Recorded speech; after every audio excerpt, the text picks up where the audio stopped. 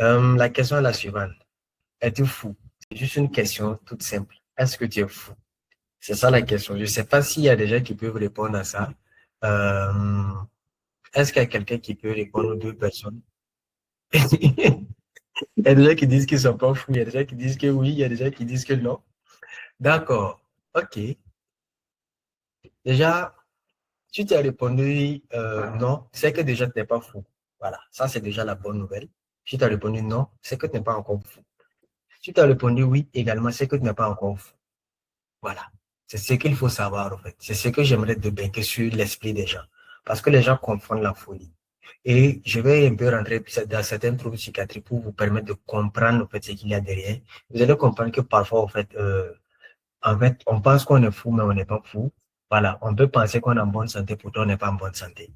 Donc, maintenant, est-ce que vous connaissez peut-être, il y a deux personnes que je vais vous présenter. Il y a Pratik Pandey et puis Joseph Thomas. Je ne sais pas si vous les connaissez. Voilà, peut-être certains par la culture générale vont le connaître. Donc, mais d'autres, ce sera l'occasion pour eux de les connaître. Donc, Pratik Pandey, lui, c'est un ingénieur logiciel de 35 ans, employé chez Microsoft. Bon, il fut employé chez Microsoft parce qu'il est retrouvé décédé sur le campus de l'entreprise de Microsoft le 20 août 2025. Donc, c'est assez récent, hein, de août à janvier, donc c'est assez récent. Donc, il avait badgé pour travailler tard dans la soirée et a découvert, il a été découvert sans vie vers 2 heures du matin.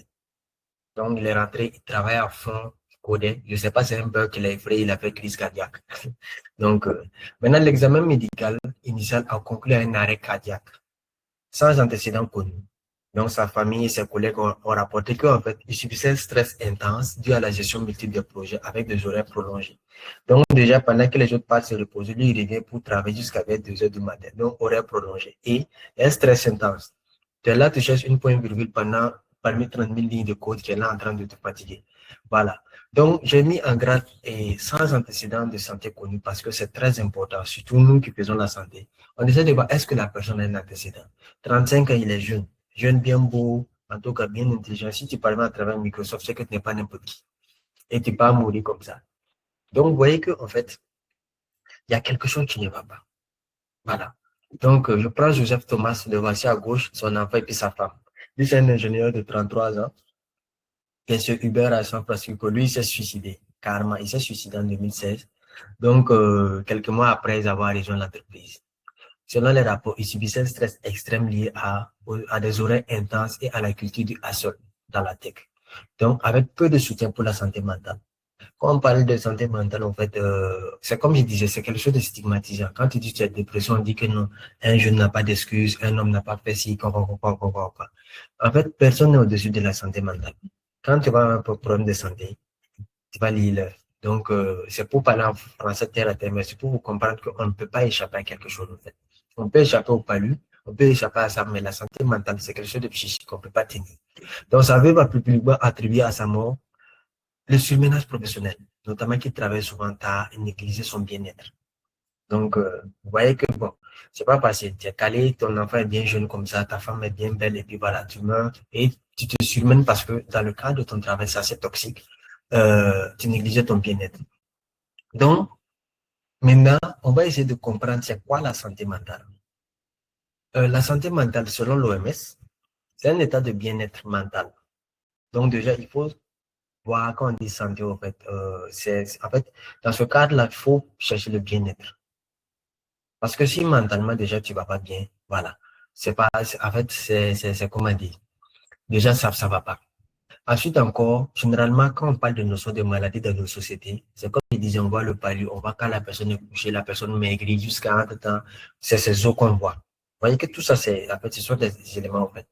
Donc, euh, c'est un état de bien-être. Et puis, comment on dit, et où, en fait, qui permet à chacun de faire face au stress de la vie. Par exemple, la galère, c'est un stress de la vie. En fait, l'insécurité dans laquelle on vit, la vie chère dans laquelle on vit, tout ça, ce sont des stress de la vie. Voilà. Donc, en fait, c'est un état de bien-être qui te permet de faire face à ça. Ça te permet de réaliser ton plein potentiel. À 20 à 30 ans, 40 ans, si tu n'es pas capable en fait, de bien réaliser ton plein potentiel, de bien faire un calcul 1 plus 1 est égal à 2, tu es en train de douter de tes compétences, c'est que il y a quelque chose qui ne va pas quelque part. Ça te permet de bien apprendre et de bien travailler. Quand les gens sont bien épanouis, ils mangent bien, ils travaillent bien, ils apprennent bien. Voilà. Et ça te permet de contribuer à la vie de sa communauté. Tu es là dans ta communauté, il y a les mariages, il y a les baptêmes, tu pars. Voilà. On dit à PPS, toi, si tu es là, en fait, tu es engagé parce que voilà, tu es en bonne santé. Et aussi, la santé mentale est reconnue comme un droit fondamental. C'est cet aspect-là que j'aimerais aborder parce que j'ai eu à collaborer avec des gars bon, de la tech. Bon. En fait, beaucoup en fait, n'incluent pas ça en fait, dans leur process de travail.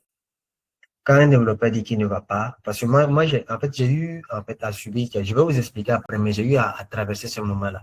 Quand on dit non, en fait, tu es paresseux, tu es comme si, en fait, on n'essaie pas de comprendre, est-ce qu'il y a quelque chose qui ne va pas? Si quelqu'un était très pertinent, très efficace dans son travail, et la personne est assis, à un certain moment, la personne n'est pas pertinente. On ne cherche pas à comprendre. Beaucoup ne cultivent pas cette notion de droit fondamental. Alors que quand tu travailles avec quelqu'un et que ta santé mentale, ton bien-être est mis en péril, là, c'est qu'il y a un problème. Il faut réclamer, il faut te défendre, il faut te protéger. Voilà. Parce qu'on a vu précédemment, c'est quelque chose qui peut en fait coûter à ta vie. Donc, si tu t'amuses, je te laisse. Ah, bon. Je vais parler aussi du burn-out. Le burn-out, c'est un syndrome d'épuisement professionnel. Ok, le burn-out, en fait, on ne peut pas dire que c'est une maladie typique, mais c'est quand même un syndrome. Voilà. Quand on dit syndrome, c'est un ensemble de signes. Un ensemble de signes, voilà, voilà. C'est comme quand vous faites un log.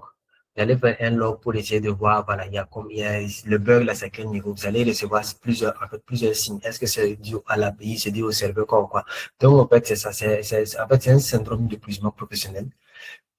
Et puis, c'est un trouble psychique causé par un stress chronique du travail. Donc, se manifestant par, déjà, vous entendez que c'est un stress psychique. C'est quelque chose qu'on ne peut pas toucher. Psychique, psychiatre, psychologique, vous voyez qu'on ne peut pas attraper. Donc déjà, c'est ça qui fait la complexité de la chose. C'est la personne avec elle-même dans sa tête, avec ses pensées dans sa tête. Donc ça se manifeste par un épuisement physique. Vous êtes assis, entre-temps, tu es tout le temps fatigué. On ne comprend même pas ce qui se passe. Tu bois X+, tu bois Vodis, tu bois C27, tu bois toutes ces boissons. Tu es toujours fatigué. Émotionnellement et mentalement, en fait, tu es dans une phase intense. Tu sens que, en fait, c'est serré. Tu deviens aigri, en fait, et ton, même quand ce que tu fais là, quand tu fais quelque chose, tu as l'impression que, en fait, tu n'as pas accompli quelque chose. Mentalement, ça va pas. Tu n'es pas satisfait, en fait. Et l'attention, c'est pas une simple fatigue, mais c'est une accumulation qui mène à un effondrement. Donc, on va prendre, par exemple, vous allez mettre, je prends, par exemple, le truc sur les... bon, je vais pas prendre ça parce que ça risque d'être un truc, mais vous allez développer un projet. Vous allez développer un projet, vous n'avez pas en fait, pris en compte que en fait, il y aura plusieurs utilisateurs. Vous n'avez pas mis un load balancer, vous n'avez pas mis tout ça. Entre-temps, en fait, comment dire, les utilisateurs sont là, ils sont saturés dessus. Ils sont là, ils sont saturés dessus. À un certain moment, le serveur va lâcher. C'est comme ça, en fait. Le problème, c'est que quand le burn-out va venir ou la fatigue mentale va venir, ça va avoir un retentissement sur le corps. On va dire qu'il était là, il était jeune, il était intelligent, il est mort. Les gens vont venir manger galette et puis zapper te laisser. Voilà, on te met le statut sur 24 heures, pas même 24 heures, on le supprime après. Donc, en fait, c'est un peu comme ça. Et le burn-out est caractérisé par une surcharge de travail, un surinvestissement et des conditions professionnelles démotivantes. Tu es calé dans un coin, tu arrives, tu fais, tu travailles comme un âne, on va te payer 50 000 le mois. 50 000 le mois, tu veux payer ta maison, tu veux changer de machine, tu veux payer le wifi pour travailler, tu arrives et puis on te clash. Vous voyez que, en fait, c'est pas facile. Pourtant, toi, tu sais que ce que tu fais en tant que stagiaire, en tant que développeur, tu sais que, en fait, ton travail, ça mérite au moins minimum un salaire de 500 000. C'est qu'allez, tu reçois la dîme de 500 000 qui est 50 000. Là, on te prend pour Dieu, quoi. Donc, vous voyez qu'à ce moment-là, psychologiquement, tu te démotives, tu ne peux pas travailler. Pourtant, tu t'investis à un certain niveau. Voilà. Selon les statistiques, il y a 57% des ingénieurs logiciels qui rapportent avoir vécu un burn-out. 57%. 51% ont été diagnostiqués avec des troubles de santé mentale. Même pour vous dire que c'est beaucoup. Ça, c'est en fait, c'est ce qu'on on a pu répertorier. Parce que souvent, les développeurs ne répondent pas. Beaucoup, en fait, excusez-moi, mais beaucoup ont cet ego-là. Ils disent que, ouais, moi, je suis en pleine forme, je suis quoi. Donc, ça fait que, ah, non, nous, on est fous de base. C'est comme j'ai dit, tu n'es pas encore fou. Si tu sais que tu n'es pas fou, c'est que tu n'es pas encore fou. Voilà. Donc, tu te fous de bas, donc on ne peut pas, tant. Donc, beaucoup ne veulent pas en fait répondre. Parce que voilà, il y a cette stigmatisation qui est là. On dit que 71% indiquent que leur productivité a été réduite par un problème de santé mentale. La dépression, l'angoisse, l'anxiété, ça retentit à certains temps que tu es assis, ton dos fait mal. Voilà, on va venir à tout ça. Maintenant, il y a 21% se considèrent comme en bonne santé mentale. Donc, si 21% se considèrent comme en bonne santé mentale, et les autres 79%, ils sont où? Ça veut dire que ça ne va pas. Donc, vous voyez qu'en fait, il y a quelque chose qui ne va pas. Donc, ces chiffres, en fait, sont en train de souligner une problématique persistante dans le secteur technologique, qui est exacerbée par l'horaire de prolongé de travail, la pression liée à l'IA. ChatGPT est venu, tout le monde vient dire que non, on va tous remplacer les devs, quoi. Donc, si tu charbonnes pour ne pas perdre, parce que le gars va aller utiliser Manus, il fait son site web en 2 heures. Donc, toi, tu peux faire tout. Mais, voilà, tu vas prendre une semaine, 1 mois, 3 mois. Donc, il y a tout ça. Il y a les transformations organisationnelles. Vous voyez qu'on est en train de virer les gens. Vous êtes là en état d'alerte parce que vous posez la question, est-ce que ça va m'arriver? À un certain moment, tu perds l'équilibre, en fait. C'est tout ça qui joue sur la santé mentale des développeurs. Et beaucoup l'ignorent. Beaucoup pensent que c'est juste une fatigue. Non, c'est que j'ai pas bien dormi. Ça va au-delà de bien dormir. On va aborder quelques troubles mentaux. Donc, euh, je vais aborder quelques aspects de la psychiatrie. Bon, si vous vous perdez, n'hésitez pas à me dire, je vais essayer de vous expliquer. Voilà, on va essayer d'aller progressivement. Voilà. Donc, déjà, les troubles psychotiques. Maintenant, les troubles psychotiques, quand on dit psychotique, c'est quelque chose, en fait, et quand on parle de troubles psychotiques, c'est le trouble dans lequel, en fait, la personne ne sait pas qu'elle est malade. Par exemple, quand on prend un schizophrène, le schizophrène ne sait pas qu'il est malade. Il pense qu'il est malade, mais il ne sait pas qu'il est malade. C'est ça qui fait la différence, en fait. Et, en fait, excusez-moi, il ignore plutôt qu'il est malade. Ça veut dire qu'en fait, il pense qu'il est en bonne santé, mais il ignore qu'il est malade. Il circule, il parle. Et maintenant, les troubles psychotiques, on prend la schizophrénie. Et la folie, par exemple, oui, c'est ce que la folie que les gens voient. Par exemple, la personne, elle hallucine, elle entend, elle voit des voix, elle peut aller, être assise. Il y a ce qu'on appelle des délires mystico-religieux. En même temps, il va dire que c'est un esprit qui est venu par le parler, ou bien c'est un ange qui est venu le parler, ou bien c'est Dieu, c'est la Vierge Marie, va venir dire ça. En même temps, venez, on va venir préparer des bateaux parce que c'est la fin du monde. Je n'ai pas visé quelqu'un. J'ai juste dit donc, je précise. Donc voilà, il y a aussi il y a les délires. Et les délits, en fait, les fausses croyances irrationnelles. Le gars va se caler, dit que, en fait, c'est Barack Obama qui l'a envoyé quelque part, c'est Donald Trump qui l'a envoyé quelque part, donc lui, il va pas ici. Donc, il y a tout cet aspect-là aussi qui est là. Maintenant aussi, il y a la désorganisation du truc, de la pensée ou du comportement. En fait, la personne n'aura pas une pensée structurée, au fait. Voilà. La personne va avoir des pensées qui sont bizarres, il va se limiter, il va réfléchir d'une autre façon. Donc, il y a tous ces aspects-là qui sont là. Donc, il y a les symptômes négatifs, par exemple le retrait social. La personne se retire, elle manque d'initiative. Parfois, c'est confondu avec la paresse. En tout temps, vous voyez quelqu'un qui est très, très motivé. En tout temps, il est assis, il est zone, il est nonchalant. On va dire, ouais, le gars, il est hyper nonchalant. C'est pas de la nonchalance, mais ça peut être, en fait, un syndrome qui est en train d'arriver. Le trouble psychomoteur, ça veut dire que, en fait, la catatonie, à ce moment, la personne est calée. En fait, elle devient immobile. Elle est assise, elle fait rien. Immobile comme ça seulement. Ou bien la personne est hyper agitée, se lève, il saute, il tire, il fait des actions. Et aussi, généralement, avec les troubles psychotiques, il y a ce qu'on appelle l'incurie. L'incurie, c'est quand la personne est sale. Elle n'aime pas se laver. Tu vas aller voir que, en fait, la personne, elle porte, par exemple, bon, ça, c'est un exemple d'habillage. Je précise, je ne vise pas quelqu'un. Bon, donc ça c'est un exemple d'habillage, voilà. Pour des trucs comme ça, il commence à porter des bagues. En fait, ça n'a pas de cohérence, au fait. Voilà. Donc, c'est ça. Aussi, on va arriver au niveau de troubles dépressifs et de l'humeur. Donc, ou troubles affectifs qui sont caractérisés par une perturbation durable de l'état émotionnel.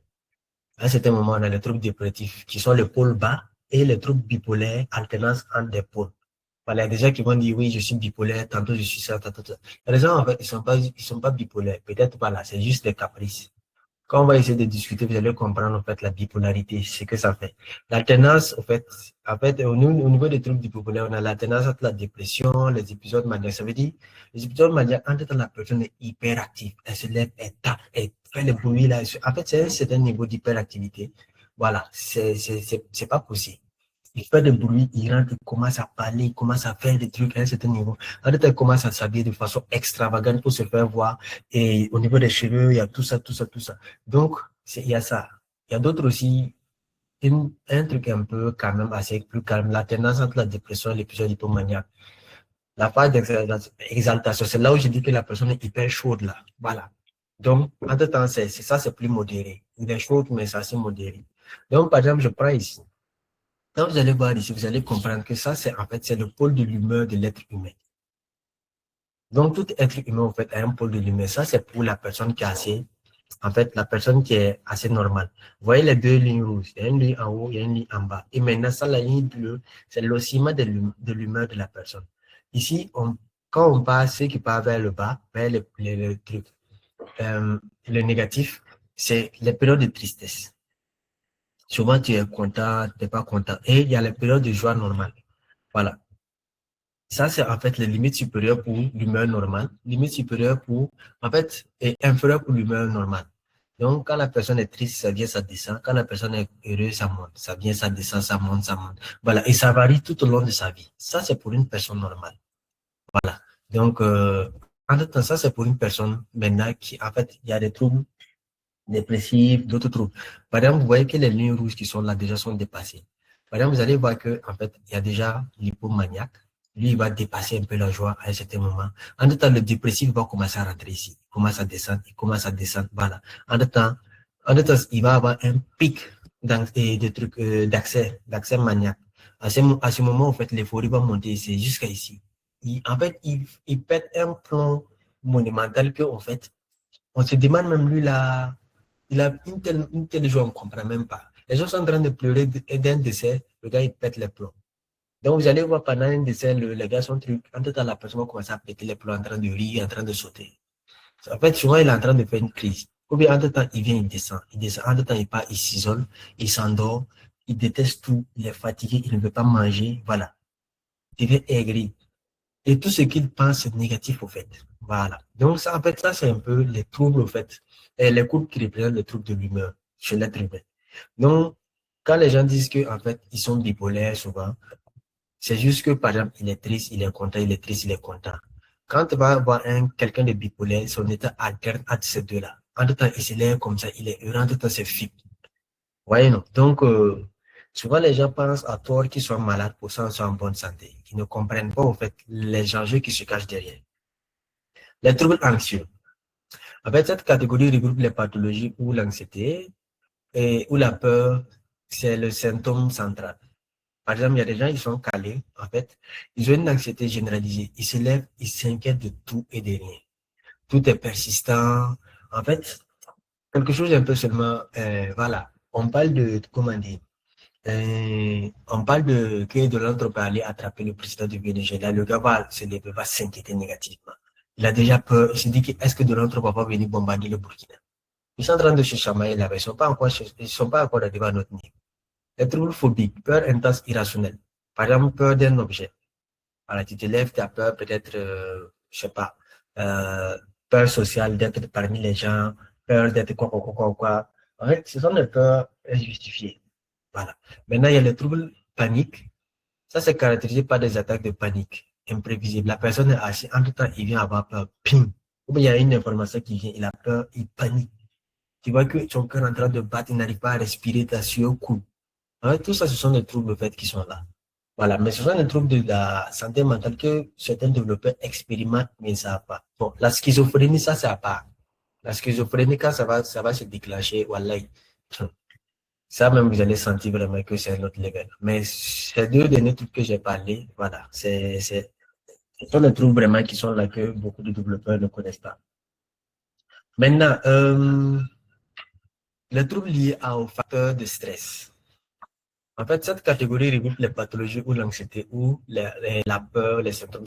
Par exemple, on a les troubles de stress post-traumatique. Par exemple, quelqu'un, en fait, qui a été dans une zone, en fait, comment dire, de terrorisme. Moi, j'ai déjà eu des cas comme ça à l'hôpital. Je me rappelle, j'étais en 80, j'ai eu un. Il était en train de fuir une zone terroriste sur un tricycle. Ils ont sauté sur une mine. Son dos là, bon, bref, je ne veux pas rentrer dans les détails, mais en fait, pour enlever les pansements, ça nous prenait près de 30 minutes. pour faire les nettoyer, tout ça nous prenait près de 2 heures. Pour vous dire que souvent, donc, ces personnes en fait là, quand ils vont entendre un coup, en fait, et un truc explosif ou un truc par rapport à ça, il va avoir peur. J'ai croisé aussi une petite, elle était dans une zone de terrorisme. Souvent, quand un truc là, elle marche, en tout moi, elle était assise, il y a un bidon qui est tombé. Juste un bidon. Quand le bidon est tombé, c'est les pour courir. C'est après maintenant m'expliquer qu'elle était dans une zone de terrorisme, en fait. Voilà. Maintenant aussi, il y a les troubles de stress aigu. Ça, c'est assez récent. Et en fait, il a subi un stress et puis ça vient immédiatement. Voilà. En fait, moins d'un mois. Les troubles de stress post-traumatique, ça peut durer un certain temps avant de venir. Alors, ou bien, par exemple, je prends un exemple bête, quelqu'un qui vient, il commence à courir, il gagne une frustration, en tout cas, il voit le noter, il veut fuir. Donc, bref, il y a beaucoup de trucs, mais je ne veux pas rentrer là parce que, bon, on n'est pas dans un cours de psychiatrie, donc il ne faut pas que je vous mélanger. On va essayer de parler le même français pour que chacun puisse comprendre. Donc, par exemple, on a les TOC, les troubles obsessionnels compulsifs. Quelqu'un qui est assis en train de taper, il fait un geste, il répète le geste, il répète le geste. C'est un trouble mental. Voilà. Trouble mental, je veux dire que un trouble mental, ça ne veut pas forcément dire que la personne est folle. La personne passe par une période de dépression. C'est un trouble mental, mais est-ce qu'elle est folle? C'est une période dure qui est là. Donc, il faut pas stigmatiser les gens. Il faut vraiment comprendre les gens parce que si vous n'êtes pas dans l'empathie, le jour que vous allez avoir ça, vous allez comprendre la douleur que les gens supportent. Et les troubles dissociatifs, la personne n'arrive pas à dissocier les choses. En tout cas, il est calé, il est bloqué entre le monde de la réalité virtuelle et le monde du truc. Je prends l'exemple, ceux qui jouent au niveau de Fortnite, quoi. Il y a des gens qui ont joué à des jeux en ligne. Le gars, il est arrivé, il a oublié, il n'arrivait pas à dissocier la réalité. Donc, il est arrivé, il a buté ses parents et puis ses frères et sœurs. En tout cas, il pensait que les parents allaient respondre. Il pensait qu'en fait, le système allait ressusciter ses parents, quoi. En fait, non, mais malheureusement, voilà. Ça n'a pas ressuscité. Même avec l'IA en Amérique, il y a un qui causait avec l'IA tellement, en fait, il est rentré, il n'arrivait pas à dissocier la réalité et le truc. Malheureusement, l'IA a dit d'aller se suicider, il allait se suicider. Donc, vous voyez qu'en fait, il y a beaucoup de choses qui sont là. La technologie engendre beaucoup de choses que même les développeurs ne sont pas au courant. Voilà. Maintenant, quand dit-on qu'on a des problèmes de santé mentale, il y a 3 critères principaux qui sont réunis. La détresse ou souffrance psychique. Je me rappelle encore que la santé mentale, ce n'est pas quelque chose qu'on peut palper, ce n'est pas quelque chose qu'on peut toucher. C'est quelque chose que souvent la seule personne sent. Et souvent même là, euh, même, bon, même ceux qui sont dans la santé peuvent ne pas capter. Donc, souvent, il faut être très, très vigilant. Donc, on dit que la personne ressent une souffrance morale intense et un malaise persistant qu'elle ne parvient plus à gérer seule. Tu es calé en société même. En fait, tu n'arrives pas, tu ne comprends pas. Tu te demandes, est-ce que tu es possédé? Est-ce que tu es normal? Est-ce que ça va? Tout est négatif dans ta tête. Quand quelque chose doit te faire rire, ça t'énerve. Quand quelque chose... En fait, c'est ça. En fait, il y a une tristesse profonde. Non, la dépression, une irritabilité constante. En même temps, tu es calé même, ton pain t'écrit, tu es fâché. Enfin, faut voir. Ah, faut te poser des questions. Une anxiété envahissante. Parfois, tu as une peur permanente et des attaques de panique. Si ton corps, ça bat. Ça fait cougoudou, cougoudou, cougoudou. On dirait un moteur d'un Boeing 787. Donc, tout ça, en fait, voilà. Et tu ne comprends pas pourquoi. En fait, tu as un sentiment de vide ou de perte d'intérêt. Tu es calé, tu te sens vide à l'intérieur. On dirait on t'a vidé. C'était là, tu te remémores qu'à un certain moment, tu avais des périodes difficiles, des périodes où tu étais bon, mais en fait, tu es inutile, tu te sens inutile. Donc, en fait, ça commence comme ça. Donc, quand vous commencez comme ça, c'est que vous faites face en fait, à quoi? À une détresse, à une détresse ou à une souffrance physique. Donc, vous êtes en train d'avoir un problème de santé mentale. Vous n'êtes pas fou. Je précise encore. La durée, en fait, ça commence à être aigu. Aigu, ça commence 2, 3 semaines. Aigu, ça part à un mois. Maintenant, chronique, ça commence à rentrer dans les 3 mois, 6 mois. Cette année, tu fais, en fait, 3 mois, 6 mois, tu es constamment fatigué, tu es démotivé, tu perds de confiance, beaucoup de choses en train, tu n'arrives même pas à manger. Et il y a certains même qui ont des troubles de l'élection. Je ne me moque pas parce que, en fait, c'est quelque chose qui est en train de jouer. Peut-être beaucoup d'entre nous sommes célibataires, bon, voilà, ça va. Mais souvent, ceux qui sont mariés, t'es calé, bon, en deux temps, tu n'arrives plus à gérer, madame, ça crée des frustrations. Voilà. Souvent aussi, la femme, bon, c'est ça qui n'arrive pas à faire son travail, ça crée des frustrations et ça joue sur le foyer, en fait. Donc, il y a beaucoup de choses qui sont là. Il y a d'autres qui ont des maux de dos, Voilà, il y a d'autres qui ont des maux de tête, il y a d'autres qui ont des torticolis. Voilà, il y a beaucoup de choses. Moi, je sais qu'à un certain moment, j'étais soumis à un stress intense. En tout cas, j'avais une éruption cutanée sur la peau, comme une dermatose. Ça sortait comme ça. Ça sortait, ça augmentait. Et puis, je stressais seulement, ça augmentait. C'était pas facile. Maintenant, il y a le dysfonctionnement, l'impact sur la vie quotidienne. Comme je disais précédemment, les critères les plus déterminants. Voilà. En fait, le trouble, il empêche que en fait, la personne fonctionne, vive normalement. Donc, isolement, il s'isole, il se rétrait, il se retire. Et puis, en fait, il a incapacité à voir ses amis. Voilà, la personne est calée dans son coin. Voilà, on dit que les informaticiens ils se calent pour trucs, les génies se calent. Souvent, c'est pas un génie. Souvent, c'est juste le problème là. Les gars sont en train de passer par des trucs, des problèmes de santé mentale. On dit que c'est un génie, c'est un surdoué. Hey, l'être humain, c'est un être social. Donc, il faut faire la part des choses. Donc, professionnel scolaire, difficulté de concentration, absentéisme, baisse radicale des performances. Ouais, moi, je suis passé par là. Je le dis, je suis arrivé comme ça en classe, même. Tu es là même, tu regardes la copie, tu sais que tu connais, mais ça va sortir comment? Tu prends le bic même avec, tu n'as même pas le cours, même pour écrire ton nom, tu ne peux pas écrire ton nom. C'est pas facile. Et puis physique, trouble du sommeil. Il y a des gens qui ont des insomnies, ils n'arrivent pas à dormir, voilà. Donc, le sommeil est sévère. Et puis, à temps, il y a des gens qui ont une anorexie ou boulimie. Ça veut dire qu'ils n'arrivent pas à manger. Par exemple, de nous autres, là, déjà, tu es mince, tu fais et puis tu ne manges plus. Tu deviens os, maintenant, on dirait deux cure qui sont en train de marcher. Maintenant, il y a des gens qui ont la boulimie, il y a des gens qui mangent beaucoup. Voilà. Donc, quand ils sont stressés, ils mangent beaucoup. J'ai un oncle qui dit que quand lui, il est stressé, voilà, c'est quand lui, il est stressé, il grossit. Donc, ça veut dire qu'il se lève, il mange, il mange, il mange. Vous pensez que le gars grossit parce qu'il a, sa vie est belle. Le gars grossit parce qu'il a des problèmes. Et maintenant, l'aspect essentiel de beaucoup de développeurs, l'hygiène de l'essai. Beaucoup de développeurs n'aiment pas se laver. C'est pas un tabou, c'est une vérité. Je sais que beaucoup vont se fâcher, mais c'est une vérité. Vous n'aimez pas vous laver. Bon, on n'aime pas se laver. Voilà, mais moi, je me suis repenti. J'ai donné ma vie à Jésus. Je me lave de temps en temps. Ah, yeah. Quels sont, il y a quelqu'un qui demande que sérieux. Bon, je me lave, je me lave. Quels sont les facteurs? Quels sont les facteurs? Donc, on va aller dans les facteurs cognitifs. Donc, on a la fatigue mentale. On a la charge cognitive élevée. Par exemple, le développement demande une concentration intense, des problèmes abstraits et complexes pendant de longues durées. Ça épuise les ressources de mémoire, de travail. Je ne vais pas vous mentir, c'est quelque chose que certains médecins ne vont pas accepter, vous dire, certains qui ont fait la médecine, certains professeurs même peuvent se cacher avec ce que je vous dis. Mais souvent, l'informatique demande autant, voire même plus de travail que la médecine. Mais beaucoup de personnes ne savent pas. Parce que souvent, l'avantage de nous en médecine, c'est vrai, on bosse, quoi. Voilà. L'informatique, t'es calé. Tu vas bosser. Tu vas coder un point virgule. À certain niveau, ça va. C'est compliqué. Je nous, tu arrives, bon, souvent, je ne dis pas que c'est facile, mais il y a des moments où tu arrives, tu peux voir. Moi, je me rappelle que j'étais arrivé à une fois, j'avais oublié. On devait travailler sur la clavicule. Bon, moi, je suis mince. Donc, c'était free. Je me suis calé, je commençais à caresser ma clavicule, bien palper ça, et puis commencer à travailler. J'ai récité mon cours au calme. Donc, souvent, c'est ça l'avantage. Donc, tu es calé maintenant. Ce que tu fais en tant que développeur, c'est abstrait.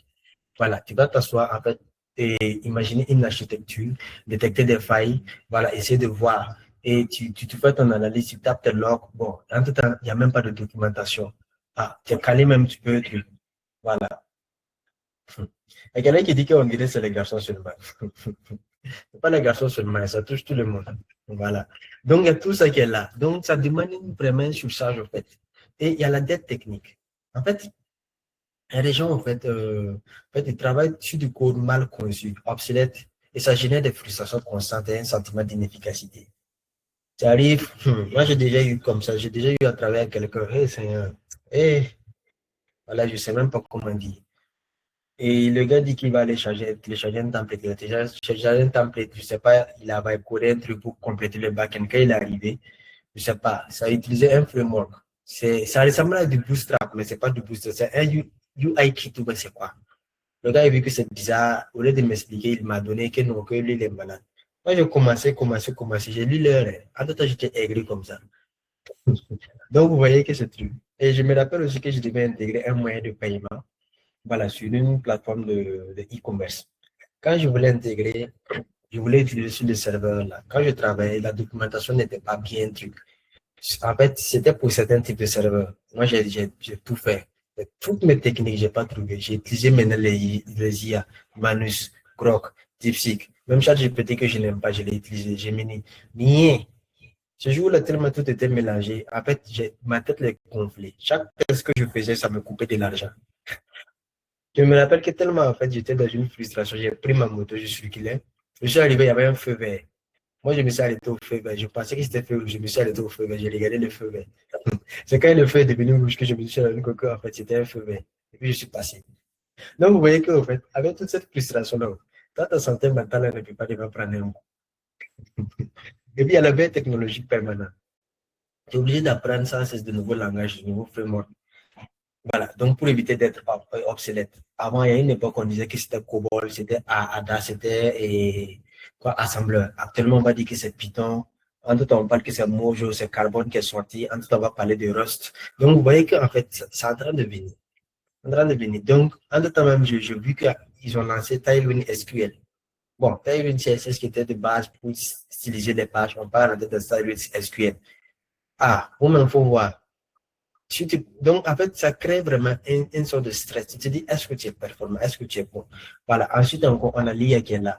C'est calé maintenant, le gars, en fait, il n'a pas pris son temps, il ne comprend pas les choses, il vient, il va écouter les choses, mais il dit que non, que les développeurs sont quoi. Les clients aussi ne comprennent pas, ils viennent, ils suivent le gars seulement. Toi, tu es calé, tu sais que le gars va taper pour toi, mais tu es obligé, au fait, de t'accélérer pour pouvoir, voilà, faire ça, sinon on va te remplacer. Je me rappelle que je travaillais aussi. J'ai un truc aussi comme ça. Un gars qui dit qu'il a créé un moyen de paiement. Il n'a même pas passé par un agrégateur. Il n'a même pas passé par une banque. Et puis, ça n'a pas géré les moyens de paiement qui c'était à ChatGPT. Que lui, en fait, c'est la première fois qu'il apprend à coder et utiliser ça. Il dit, mon frère, tu es sûr, le protocole de sécurité est mis à où? Donc, vous voyez, ce genre de personnes, ça vient et ça, vous êtes obligé de veiller permanemment pour pouvoir travailler. Bon, ceux qui font cybersécurité, c'est pire même. Que Dieu les protège. Voilà. Donc, et le changement de contexte. Passer sans cesse du code de réunion aux notifications Slack, Teams, Fragment, quoi. Tu es là, ta vie est même là. Tu te lèves, c'est VS Code. Dans le temps, tu quittes VS Code, c'est Gmail. Tu quittes Gmail, c'est Google Meet. Tu quittes Google Meet, tu rentres sur LinkedIn. Tu rentres sur les serveurs. Toi-même, tu es calé même là. Ouf! Ah! En fait, ton cerveau, en fait, n'arrive pas à se baser sur un élément. Parce que le cerveau il est plus performant quand il se concentre et se focus sur un élément. Voilà, c'est comme un ordinateur. Un ordinateur, quand vous ouvrez plusieurs onglets, tu veux prendre un ordinateur, par exemple, un code i3, tu veux ouvrir Photoshop, tu veux ouvrir Blender, tu veux ouvrir, je sais pas, PyCharm, tu veux lancer un entraînement d'un modèle, d'un réseau de neurones, un deep learning, et puis tu veux que ça fonctionne. Pour le Wendy, il faut voir, tu veux lancer Premiere Pro, tout ça. À un certain moment-là, soit c'est l'ordinateur qui va mourir, soit c'est quelque chose qui va se gâter. Maintenant, les facteurs psychologiques et sociaux. Syndrome de l'imposteur. En tout temps, bon, c'est très fréquent dans la tech. C'est la peur constante d'être démarqué comme incompétent malgré les réussites. Moi, j'ai vécu ça. Bon, ayant fait en fait médecine, quand tu arrives dans un milieu bon, tu n'as pas fait les études, tu viens en autodidacte, bon, tu es calé, tu vois les gars qui sont en train de coder, ils débloquent un niveau, tu te dis, mon frère, quand même là, c'était pas mieux que tu restes là-bas. Parce que, en fait, il va là, où tu arrives et moi, il y avait deux cas. Soit tu arrives, les gars t'accueillent bien. Bon, ça c'est 10%, 20% les gars. 80%, 90%, soit en fait, on commence à te dire non. En fait, on ne te laisse pas coder, on te dit que non, que comme tu fais médecine, tu n'es pas bon. C'est ce que souvent on te dit. Donc, en fait, ça te pose des questions. Est-ce que tu es compétent? Est-ce que tu es un imposteur? Quand tu finis de coder quelque chose, tu te demandes, est-ce que c'est moi qui j'ai vraiment codé? Ça, c'est moi. Mais maintenant, les développeurs qui arrivent, que ça, c'est leur domaine pur. Tu es là, tu finis ta formation, tu es calé, tu es doué, tu as des projets, quand tu arrives. Bon, en même temps, il y a des situations qui font que, en fait, on te dit que tu es incompétent. On vient dire que non, les développeurs juniors, c'est pas des vrais développeurs, les Bon, en fait, vous voyez que tout ça, ça joue. L'isolement social. Le développeur, quand il est en train de travailler, en fait, souvent, il est obligé de s'isoler. Voilà. Donc, moi aussi, j'ai eu à faire tout ça. Bon, je vais revenir ça plus tard sur ça. Donc, en fait, tu travailles à distance, à remote, full remote. Voilà. Et pour coder, tu es obligé en fait, de t'isoler pour pouvoir bien coder. Parce que si tu te mets, ça tu vas perdre ton inspiration. Voilà. Surtout, en tout temps, si en fait, tu tombes sur un code qui n'est pas commenté, tout est mélangé. Donc tu loin pour éviter d'être coupé. Voilà. Donc, c'est tout ça qui joue, en fait. Parce qu'il n'y a personne pour, en fait, égayer ton esprit, t'es concentré, tu n'as plus ce truc-là. Et maintenant, il y a l'absence de résultats tangibles. Quand tu es tu codes, par exemple, un artisan, un dessinateur ou un développeur même front-end, en tout cas, il code, il voit ici. Mais par exemple, un développeur back-end, il est calé, il tape ses API. Bon, en fait, quand il va expliquer aux clients ou aux gens, les gens ne vont pas comprendre. Donc, tu te dis, est-ce que c'est tangible? Tu fais ton truc, ou bien tu développes ton package, tu mets, les gens ne voient pas. Est-ce que c'est tangible? Est-ce que c'est efficace? Est-ce que tu comprends? Donc, tout ça, ça joue. Voilà. Ou bien tu es là, tu fais une gestion de base de données SQL, mais personne ne va comprendre, en fait. Si ce n'est pas ceux qui sont dans la tech, tu travailles sur ta base de données, les gens vont dire, tu es là tout le temps, tu écris. Bon, donc, tout ça, en fait, il n'y a pas de résultat tangible qui est reconnu, il n'y a pas de reconnaissance par rapport aux autres. Donc, tout ça, ça joue, en fait, sur le mental. Maintenant, il y a les cultures du crunch. En fait, il y a des délais irréalistes. Tu vas voir un gars, il se lève parce qu'il a codé des trucs. Je ne me rappelle pas qu'il y a un comme ça, il est rentré, il a eu, j'ai dit que lui, il a codé un SAS entier en 48 heures. C'est bien. Il va coder son SAS en 48 heures. C'est bien, c'est très bien même.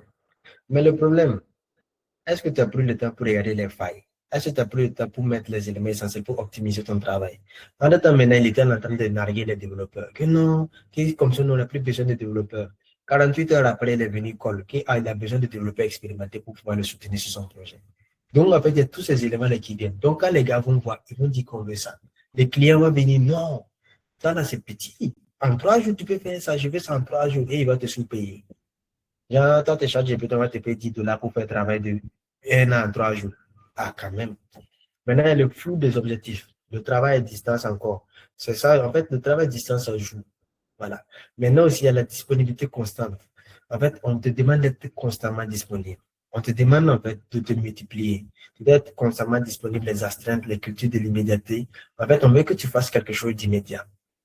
Voilà. On va me dire non, le travail, ça va prendre 3 mois, tout en oubliant qu'en fait, il peut y avoir des bugs, il peut y avoir des problèmes techniques, il peut y avoir des failles que vous devez régler. Donc, il faut 3 mois supplémentaires pour corriger. Mais le gars ne va pas regarder ça. Voilà. Et je me rappelle qu'il y a un qui a pris l'application de Imra, une fois chez Imra. Donc, quand il a voulu rentrer, il a mis ses informations, il reçoit en fait une information d'erreur sur la page de login rouge avec les informations que API et puis il y a quoi. Vous voyez que déjà c'est un problème. Donc, c'est parce que les gens n'ont pas pris le temps, ils ont voulu en fait demander aux développeurs de se surpasser. C'est un humain, c'est pas une machine. Même la machine, quand à un certain moment-là, ça se bloque. Donc, maintenant, les facteurs environnementaux, psychiques, physiques, bon, lui là, il est revenu. La sédentarité et puis l'activité physique. Le développeur, c'est quelqu'un qui est assis tout le temps. Voilà. Donc, voilà. Donc, j'avais reparlé de ça. La disponibilité constante. J'ai oublié de parler de, en fait, le fait d'être là le week-end. Tout le temps aussi le soir, les développeurs codent. Ouais. Donc, entre-temps, tu es calé, tu te reposes pas ça. En fait, la connexion cérébrale, en fait, ton cerveau est tout le temps sollicité. Donc, ton cerveau n'a pas le temps de se reposer, n'a pas le temps de récupérer. Donc, entre-temps, c'est mort, quoi. Voilà. Donc, les facteurs peu connus. Par exemple, on a la boucle de la dopamine et l'hyperstimulation. Ce sont ces éléments, en fait, moi, j'aimerais vraiment qu'on mette l'accent sur ça. Puisque le cerveau du développeur, là, il est soumis à une sollicitation constante. Ça, c'est clair. Mais aussi à le circuit de récompense. Quand, en fait, tu finis de coder, tu débugs, là, entre un certain plaisir qui vient, ton âme, là, en train de, quelque chose est en train de descendre ton corps comme ça. En fait, c'est la dopamine qui est en train de te consoler. Quand tu fais quelque chose, tu réussis, ou quand tu fais là, la dopamine est en train de te consoler. Donc, c'est la décharge dopaminergique. Donc, la dopamine, c'est un de quoi? C'est un des hormones du plaisir, au fait. Voilà. Donc, quand tu viens en temps et les développeurs, tu es là, tu gagnes ton argent, tu vas payer, je sais pas, iPhone pour la baby, et puis tu fais le bisou, en temps, tu souris. C'est la dopamine qui vient. Donc, en fait, malheureusement, en fait, avec l'évolution des réseaux sociaux, les UI et les UX qui sont tout faits qui sont faits pour attirer l'attention, les développeurs sont soumis à ça. Pour que souvent, il faut travailler sur un design d'interface qui est vraiment hyper poussé. Le problème, quand tu travailles à ça, quand ton cerveau est hyper stimulé, tu te sens de plaisir, tu ne veux pas laisser. On prend par exemple TikTok. Facebook, YouTube, Instagram. Bon, il y a ces éléments-là qui sont là, qui sont calés, en fait, qui prennent ton attention. Par exemple, TikTok comme ça, en fait, il y a ce qu'on appelle le rabbit hole. En fait, comme je ne sais pas si on connaît Alice au pays des merveilles, là. Donc, à un certain moment, elle rentre dans un truc de tirer de la paix. En fait, elle rentre dans un truc. En fait, c'est pour dire que quand tu rentres là, à un certain moment, tu commences à être addict. Tu commences à scroller. Tu scrolles, tu scrolles, tu scrolles, tu scrolles, et ça finit pas. En fait, tu es en train de te faire un certain plaisir, en fait. Parce que, en fait, tu te dis que si tu laisses là, tu vas perdre. Donc, tu scrolles seulement. Tu te dis, bon, je vais faire 10 minutes, 20 minutes, 30 minutes. En fait, tu fais 45 jours sur l'application, tu ne dois pas t'y assis. Donc, donc, ils ont tout fait pour attirer l'attention. L'attention, ça leur permet de générer de l'argent. Et malheureusement, quand ton cerveau, en fait, fournit trop d'attention, il y a une contrepartie qui est là. C'est par exemple, quand tu cours des jours, en fait, tu fais du sport très intense, en fait, tes muscles vont se fatiguer. À un certain moment, ton cerveau aussi va faire. Puisque maintenant, il y aura ce qu'on appelle le crash dopaminergique. À un certain moment, quand tu vas finir là, tu vas dormir, tu vas te réveiller. En fait, tout ton humeur va tomber au bas. Ça va faire film. Quand ça tombe là, à un certain moment, quand tu te lèves, tu es démotivé. En fait, tu te sens vide, tu te sens inutile, tout est négatif, la chose ne marche pas. Donc, vous voyez qu'en fait, à ce moment, en fait, tout ça, c'est dû en fait, à l'hyperstimulation. Parce que, généralement, les grandes entreprises font appel à des professeurs. Quand on dit professeur, le gars a fini son doctorat, il a fait des trucs, il a fait des recherches approuvées, il a fait des professeurs en sciences comportementales, comportement humain, un professeur en psychologie, encore, pour designer les algorithmes, pour pouvoir capter l'attention. Le développeur est obligé de pouvoir scroller pour pouvoir suivre ça. Donc, tout ça qui, en fait, qui fait la surcharge dopaminergique et c'est compliqué. Voilà. Donc, je ne suis pas contre ceux qui font les UI UX. Je ne les blâme pas, mais j'explique un peu pour que les gens comprennent. À un certain niveau, quand on fait, il y a des conséquences. Il faut vraiment qu'on prenne en compte ces aspects pour pouvoir préserver la santé des utilisateurs. Maintenant, l'hyperstimulation, c'est comme je disais, en fait, on a tellement de notifications, comme j'ai des notifications Google, notifications Facebook. Moi, j'ai carrément désinstallé Facebook 2 jours là pour me reposer. TikTok, notification Instagram, notification YouTube. En détail, tu as notification Gmail. En détail, tu as un message du bailleur. En détail, tu as un message de la Google. En détail, tu as un message du pointeur. En détail, tu as un message des créanciers. En détail, tu as un message de beaucoup. Il y a l'attente là-bas. Il y a beaucoup de trucs là-bas. Il y a les ex qui sont là. Il y a... En fait, toute cette super simulation-là, en fait, ça vient, ça te brouille le cerveau. Parce que tu n'arrives pas à te concentrer sur un. Tu es obligé de fournir des trucs. Donc, c'est comme genre, comment dire, on va prendre par exemple la gestion des mémoires en C, C++. Imagine que tu n'as pas optimisé ta gestion des mémoires quand tu codes. Si tu ne gères pas bien ta mémoire quand tu codes, à un certain moment, en fait, tu auras des crashs de ton programme. C'est un peu le même principe au niveau du cerveau. Si tu ne gères pas bien, tu gères pas bien, tu n'optimises pas ta gestion des mémoires, tu auras des crashs. Voilà. Donc, c'est un peu ça, en fait. Maintenant, il y a quelque chose que aussi j'aimerais que vous reteniez. En fait, c'est le lexique, en fait, de l'anxiété numérique. Le FOMO, le fear of missing out. La peur constante de rater quelque chose. Par exemple, une mise à jour technologique, un nouveau framework, une discussion importante sur les réseaux sociaux, l'actualité IA. Mais est-ce que, bon, en fait, ça maintient le développeur dans un état d'alerte permanent. En fait, il est anxieux. Moi, à certains moments, il y avait une période, ça m'était, chaque fois j'activais beaucoup. Je mettais les cloches de notification partout. J'avais peur de rater une information. Parce que, tu rates une information et puis on vient parler, tu ne connais pas le sujet. Pourtant, on te connaît ici. Bon, c'est compliqué. Ton visage est un peu collé partout, c'est compliqué. Si tu rates, c'est pas bon. C'est gâteau. Donc, en fait, ça te permet de se jouer. Et malheureusement aussi, les professionnels, tout ça, en fait, ils ont compris cet aspect psychologique-là. Donc, en fait, quand ils font, il y a ce qu'on appelle oui, j'ai oublié le nom. En fait, c'est les 8 principes de Keter c'est quoi? En fait, ces 8 principes-là, ce sont des choses, en fait, qui, entre trucs, et ce sont des choses qui, comment dire, euh, quand tu vas designer un système bon, de santé digitale, en fait, déjà, la première des choses, tu vas, en fait, générer un état d'urgence. Tu te génères un état d'urgence. Ensuite, maintenant, tu vas en fait créer une équipe des étapes pour pouvoir gérer l'état d'urgence. C'est comme ça qu'ils font avec votre cerveau. Ils savent que, bon, si j'ai un état d'urgence, en fait, tu vas avoir peur de rater l'information. Voilà. Exemple, on te promet, par exemple, on te promet de t'envoyer un Orange Money. Maintenant, tu es calé. En temps, tu as deux puces. Tu vois, tu reçois un message de Move. Tu reçois un message de Move. Tu continues de recevoir un message de Move. En fait, ça t'énerve. Tu es tout le temps concentré sur ton téléphone. Donc, c'est un peu ça, en fait. Aussi, il y a le fear of better option. La peur liée, en fait, à la meilleure option. L'anxiété liée à l'idée, en fait, auquel il y a une meilleure solution, il y a une meilleure stack, il y a un meilleur job ailleurs. Ou bien, il y a des gens même qui, en fait, qui ont trouvé mieux que toi. Parce que je connais des environnements toxiques. Quand vous arrivez, on te dit, en fait, non, en fait, je peux trouver quelqu'un de mieux que toi qui va faire ça moins cher et puis on te dit clairement comme ça. Il peut trouver quelqu'un de mieux que toi qui va faire. Mais n'oubliez pas aussi que, en fait, lui aussi, c'est quelqu'un, en fait, c'est une personne. Quand tu parles comme ça, en fait, je sais pas, mais tu es en train de créer, en fait, un problème pour la société. Même s'il est développeur, même s'il a besoin d'argent, en fait, il y a une certaine dignité qu'il faut respecter envers la personne, en fait. Voilà. Donc, on met la pression au développeur, on va trouver mieux que toi. Voilà. En fait, ça paralyse la prise de décision et génère une insatisfaction chronique. Par exemple, tu vas développer, en fait, tes qualités assis. Est-ce qu'il n'y a pas une meilleure option? Est-ce qu'il n'y a pas une meilleure stack? Est-ce qu'il n'y a pas un meilleur framework? Pourtant, souvent, ce n'est pas le framework.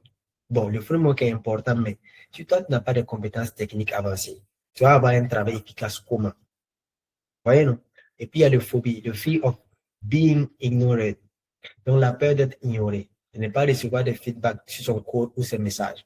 C'est là que tu peux postuler, il n'est pas sûr d'avoir des informations. Voilà. En fait, ça renforce le sentiment d'isolement, de l'insécurité. C'est calé.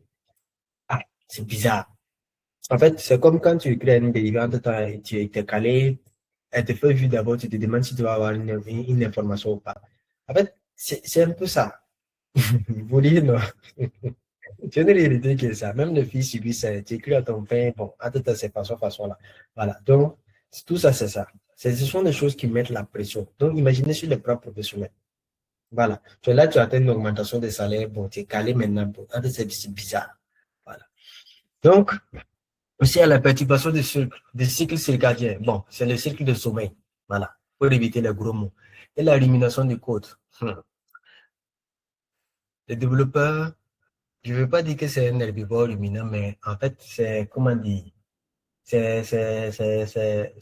bon, c'est un algorithme ruminant, point. Voilà, pas un herbivore ruminant, mais c'est un algorithme ruminant. Voilà, parce que vous ruminez beaucoup de code.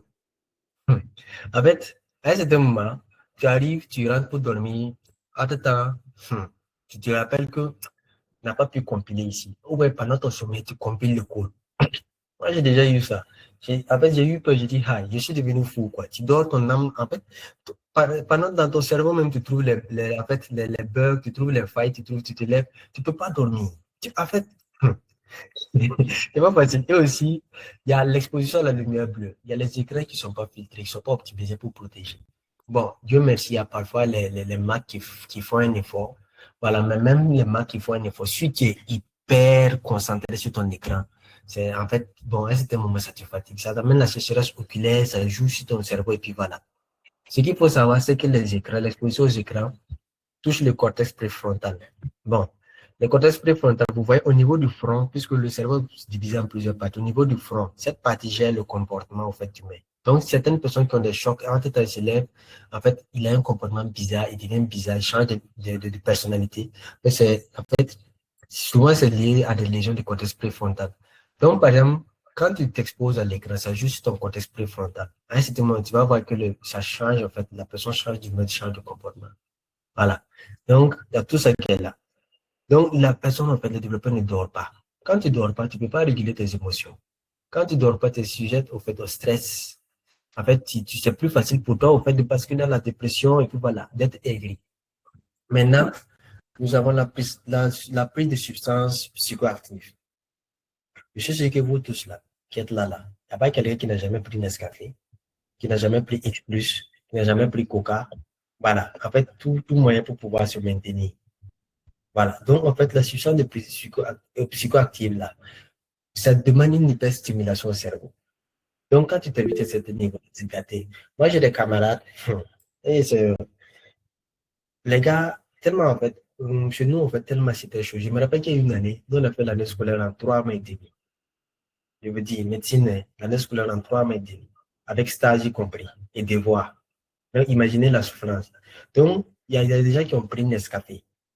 Le grand prend Nescafé sec comme ça, il met sous sa langue pour pouvoir maintenir son sommeil, pour pouvoir bosser. Donc, en fait, ça veut dire qu'il y a des développeurs aussi qui sont obligés de faire ça parce que s'ils ne bossent pas, c'est chaud. S'il ne bosse pas, il va être remplacé. S'il ne bosse pas, c'est quoi, quoi, quoi, quoi, quoi, quoi, quoi. Donc, tout ça, à un certain moment, ça joue sur le cerveau. Le problème aussi, ça crée une dette biologique.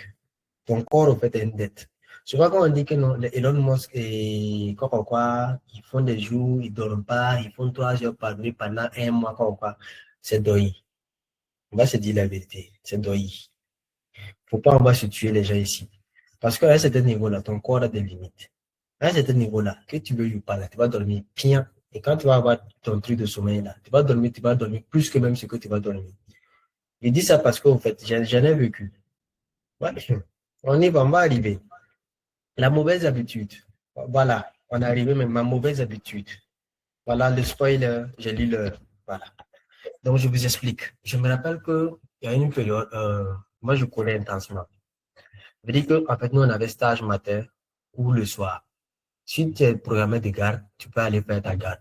Donc, une fois, nous, on a eu stage le matin, je suis allé le matin, je suis revenu, je suis parti, j'ai fait mon cours. Quand j'ai fait mon cours, je suis venu, j'ai commencé à coder le soir vers 18h. J'ai dit, bon, je vais coder un peu.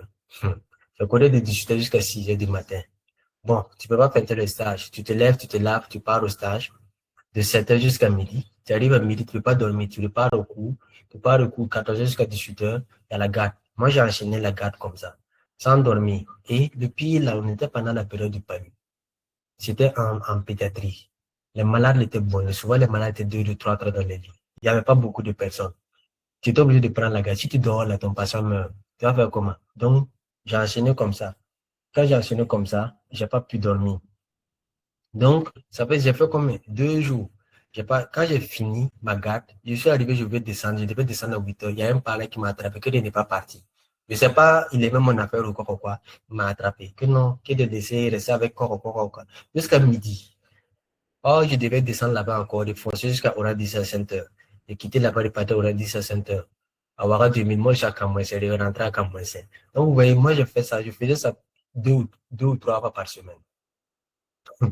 Donc, ça veut dire que tu fais, par exemple, moi, je peux prendre une semaine comme ça. Je fais 2 ou 3 jours, je ne dors pas assez. Je dois bosser, je dois aller à l'hôpital. Je cote. Donc, quand j'ai fait ça là, au début, bon, en tout temps, je sentais une fatigue. J'ai dit, aïe, t'inquiète. J'ai fait ça 2, 3 fois. En tout temps, quand j'ai fait un jour, je me suis couché, quoi. J'ai cru que mon âme allait quitter mon corps. C'était pas facile. Et je me rappelle aussi que, euh, moi, j'avais cette mauvaise habitude. Je codais beaucoup. Quand je prends, je code. Par exemple, moi, je m'enfermais. Je prends mon eau, je m'enferme. Voilà. Quand je sors, c'est peut-être pour me laver, pour aller chercher à manger, puis je rentre, je code. Je pouvais faire ça pendant des semaines. Parce que quand moi j'avais appris à coder, les 6 premiers mois, en fait, moi je fais comme ça, je m'enfermais. Je cherche mon nom, je cherche mon outil, je m'enferme pendant 2, 3 jours. J'éteins mon portable, j'enlève ma puce, et puis je mets en mode avion. Tellement j'étais maniaque. En fait, ça c'est tout ça parce qu'à des écrans. Je fais ça.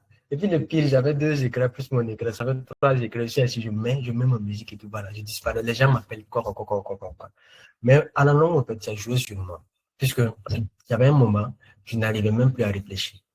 En fait, quand je m'assois pour faire 1 plus 1, en fait, c'était tout un combat. Je n'arrivais même pas à réfléchir puisque je ne dormais pas assez.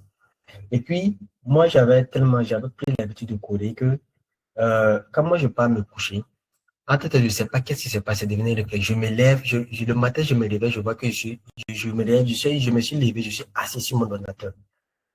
Les doigts sur mon ordinateur, mon écran est allumé. Donc, ça veut dire qu'en fait, c'était devenu tellement un automatisme, c'était devenu plus qu'une addiction. Je me lève, je pars, je m'assois sur mon ordinateur. Et puis, je n'arrive même pas à truc. Donc, vous voyez que ça arrive à un certain niveau que, en fait, même je n'arrive pas à truc. Quand tu arrives à l'école, en fait, tu n'arrives même pas à réfléchir. Tu es calé et tu ne peux pas t'empêcher de toucher ton ordinateur. Et quand tu commences à, tu ne peux pas t'empêcher de toucher ton ordinateur, c'est compliqué.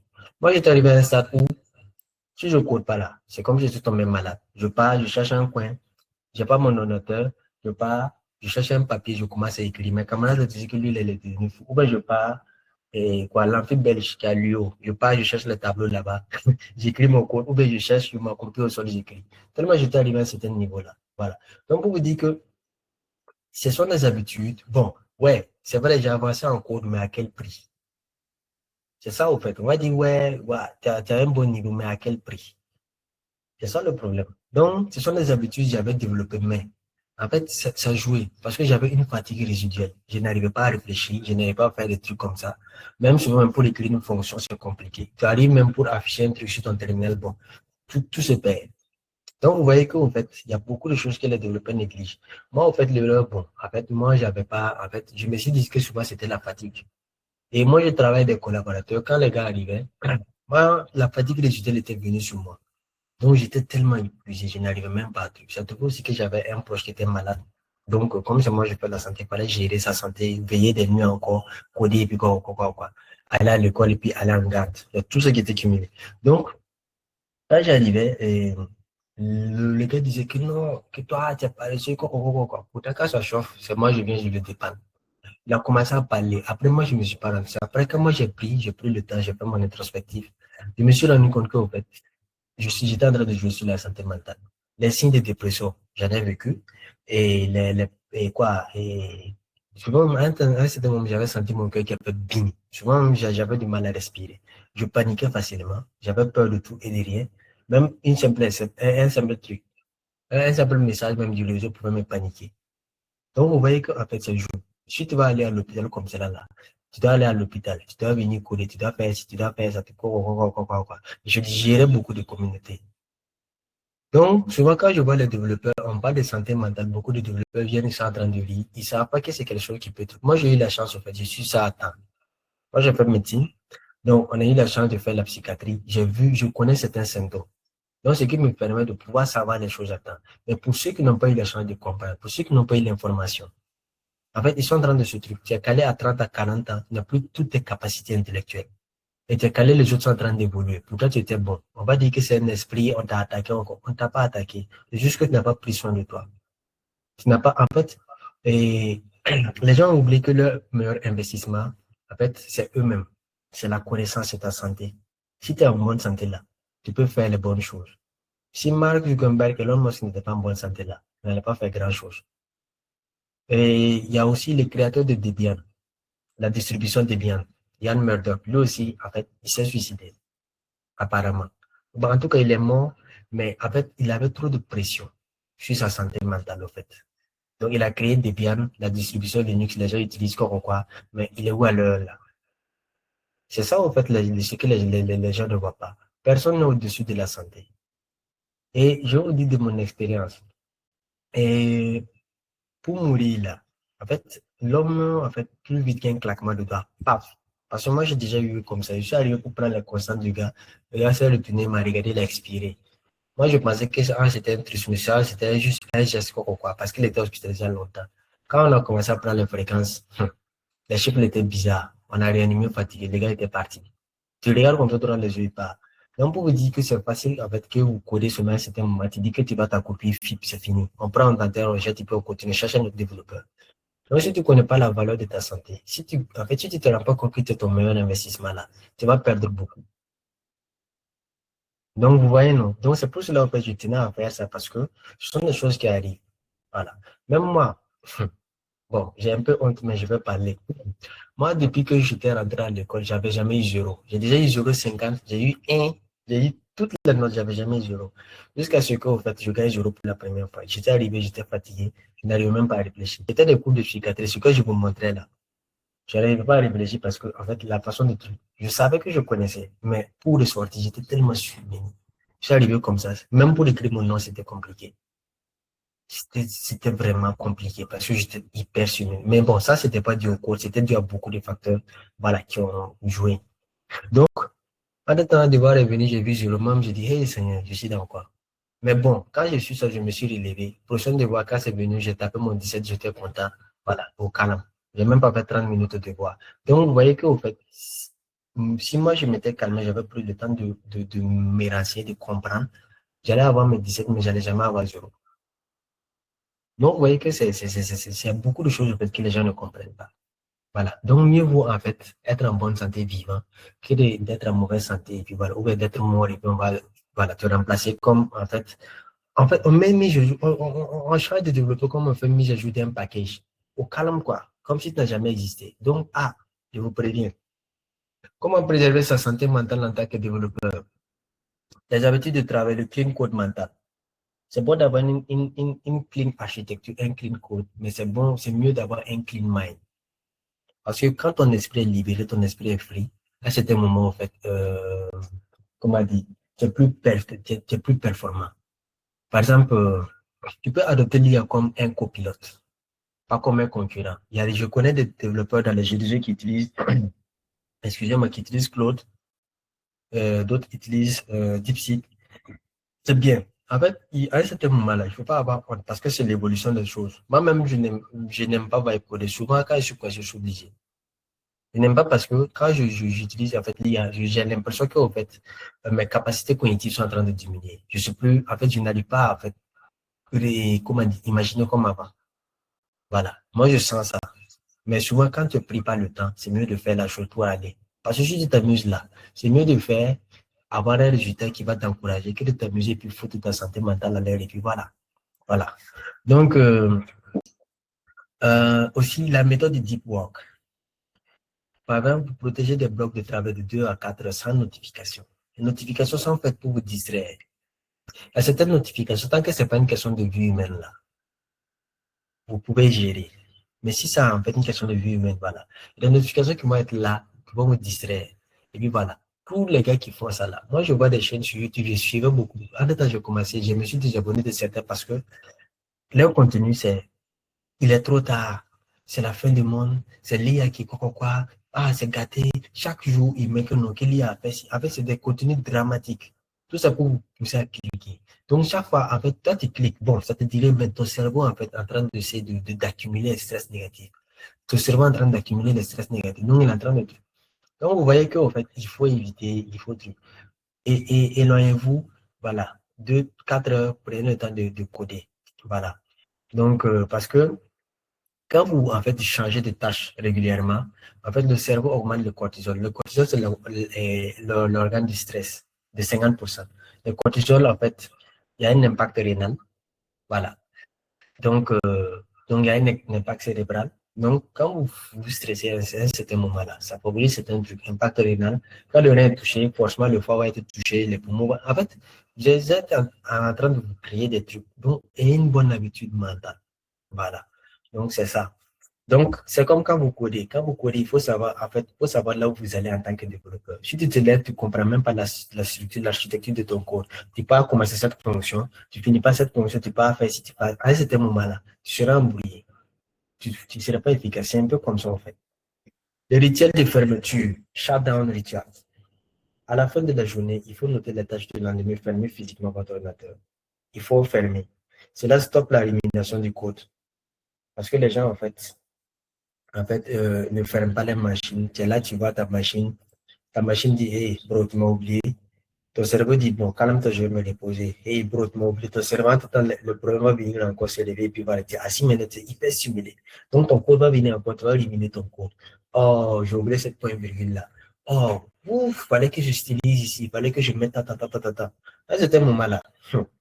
Il faut laisser son cerveau faire un backup. Voilà. De la même façon que en fait, certains serveurs font des backups là. Vous laissez ton cerveau faire un backup pour après se renouveler en force. Voilà. Donc, c'est un peu ça. Recommandation de l'OMS. Pour te protéger, réduire les risques psychosociaux. Par exemple, les horaires excessifs, management toxique. Il y a des gens, en fait, leur chronotype, c'est nocturne. Par exemple, moi, je suis plus efficace la nuit. Donc, mais, même si tu es efficace la nuit, à une certaine période, il faut, en fait, essayer de doser. Tu peux essayer de doser, coder jusqu'à peut-être minuit, tu laisses, et puis tu dors. Après, maintenant, tu reprends. Faut pas tout le temps être intense, parce que si tu te règles, puisque ton corps, en fait, aura besoin de certaines lumières, de certains trucs du soleil. Donc, si tu dérègles ton rythme de sommeil à un certain niveau-là, tu ne seras pas efficace. Voilà. Donc, il y a la promotion. Par exemple, le développeur, en fait, et comme on dit, la promotion, en fait, il faut en fait promouvoir le bien-être des développeurs. En fait, il faut apprendre aux développeurs, en fait, à avoir des capacités individuelles de gestion de stress. Parce que beaucoup de développeurs ne savent pas gérer le stress. En d'autres, ils sont aigris. En d'autres, je ne vise pas quelqu'un, hein, bon d'accord. En d'autres, ils sont aigris. Et ils sont, en fait, ils sont paniqués. Certains sont grossiers parce que, en fait, c'est pas parce qu'ils sont impolis, mais le stress peut te faire dire des choses. Voilà. Donc, il faut prendre le temps de méditer. Il faut, en fait, faire du sport. Il faut faire du yoga. Et si je connais certains seniors, depuis que j'ai commencé à truc, ils n'ont jamais pris le temps de, comment dire, ils n'ont jamais pris le temps de faire sport, ils grossissent comme ça. Il n'y a pas du nom de quelqu'un. Le soutien. Faciliter le retour au travail après un épisode de burn-out sans stigmatisation. Quand vous voyez que quelqu'un est performant, mais en fait, la personne n'arrive pas à truc. Si la personne pas à se reposer, en fait, il faut que vous-même vous soyez un pilier pour encourager la personne à retrouver au travail. Si vous êtes pas un pilier là, vous allez être un poison. Si vous êtes un poison là, en fait, c'est des péchés que vous vous donnez. Et même, en fait, vous êtes en train de détruire l'écosystème. Donc, il faut, en fait, prendre le temps d'écouter les gens. Moi, en fait, depuis que moi je suis passé par ce truc-là, quand les gens viennent, je vois quelqu'un qui disparaît, il fait 2 jours, il ne me répond pas, j'essaie de comprendre. Parce que souvent la personne peut passer par cette situation. En fait, quand la personne n'arrive pas à faire, bon, moi je fais. Après maintenant, bon, je lui dis, voici, j'ai fait ça, pas ça. Et puis voilà, on essaie de passer à autre chose. Quand on vient dire que non, ouais, toi, tu quoi, en fait, c'est de la stigmatisation. En fait, c'est de la maltraitance. Et souvent, c'est que les gens savent pas, c'est de la violence verbale. Donc, c'est quelque chose là qu'il faut éviter. Il faut toujours valoriser les gens, mais les encourager. En fait, soyez des leaders. Ne soyez pas au fait, et comment dire, des boss. Soyez des leaders pour pouvoir encourager les gens à travailler. Voilà. Maintenant, le soutien. Faciliter les retours au travail. Bon, j'ai parlé de ça. Bon, bref. Moi, je commence à être fatigué jusqu'à ce que je répète mes choses. Donc, il faut préserver sa vision face aux écrans. Moi, je porte des lunettes, hein. Donc, vous voyez que, c'est pas facile. Mais ce que je peux vous dire seulement là, même quand je connais certains niveaux, je commence à avoir en fait, des mots durs. Souvent, c'est ce qu'on appelle la sécheresse oculaire. Tes yeux grattent, tes yeux, en fait, sont mous. Ça fait mal aux yeux. À ce moment, si tu ne préserves pas, quand tu commences à fatiguer, ça va jouer aussi sur la fatigue cérébrale. Voilà. Donc, faites du règle du 20-20-20. Toutes les 20 minutes, regardez, en fait, à 20 pieds, à 6 mètres comme ça, pendant 20 secondes pour déposer votre muscle oculaire.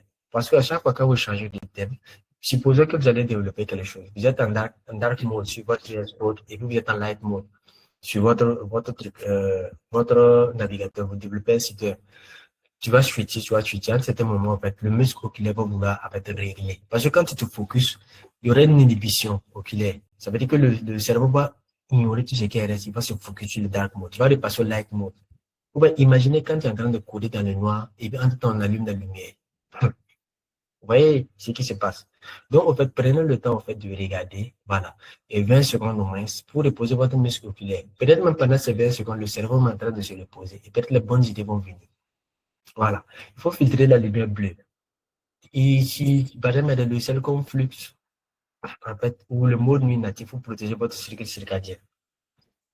Par exemple, le mode nuit, souvent, dans la journée, en fait, bon, ça fait des halos. Bon, peut-être prochainement, je vais revenir sur ça, mais quand vous regardez, ça fait des halos. Ce sont des effets, en fait, visuels qui souvent, ça fatigue les yeux. Souvent, quand c'est la journée. Voilà. Donc, je sais que les développeurs n'aiment pas, en fait, coder avec le mode clair, parce que d'après certaines légendes, ça attire les bugs.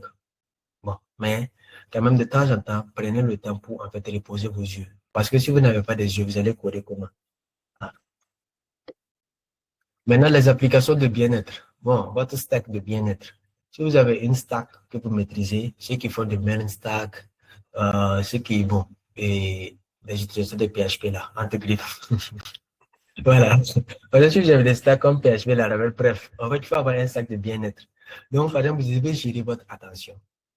Donc, des outils comme Forest ou Freedom permettent de bloquer les sites distracteurs, réguler les décharges de dopamine liées au réseau. Parce que si vous êtes distrait là, vous ne serez pas assez efficace. Désolé, mais l'attention, c'est quelque chose qui vaut cher. Les gars de Facebook ont capté. Tous les développeurs, bon, moi j'ai eu la chance, comme j'ai commencé à m'autodidacte, moi j'ai eu la chance de faire, comment dire, j'ai eu la chance de toucher XD. En fait, quand tu fais, en fait, tu vas tout faire pour, en fait, attirer les gens. Tu vas tout faire pour truc. Donc, il faut vraiment tout faire aussi pour conserver votre attention. Parce que si vous n'êtes pas capable de vous concentrer pour faire 2 heures de cours là, en fait, vous ne serez pas efficace. Vous êtes assis, donc à moins de 30 minutes, vous êtes de concentrer. Or, il y a tout qui est en train de faire pour prendre votre concentration. Donc, ça veut dire au fur et à mesure, la concentration est en train de diminuer. Et ce n'est pas vous, c'est dans la population mondiale, la concentration de la population mondiale est en train de diminuer. Donc, vous voyez, à un certain niveau, il faut travailler à conserver votre concentration. Maintenant aussi, il faut faire, en fait, suivi de la variabilité de la fréquence cardiaque, les facteurs de risque cardiovasculaire. Par exemple, en fait, il y a les barres, les montres connectées. Voilà, tu mesures les fréquences cardiaques. Parce que si vous vous amusez à un certain moment, tu vas avoir un problème. Voilà, tu ne vas pas t'en rendre compte. C'est très, très essentiel. En fait, ça va vous permettre de suivre et de comprendre. À truc, vous pouvez attraper un étudiant en médecine, il va vous aider peut-être à, comment dire, euh, il va vous aider à prendre votre tension. En tout cas, il faut suivre régulièrement. Ça va vous permettre de bien vous situer.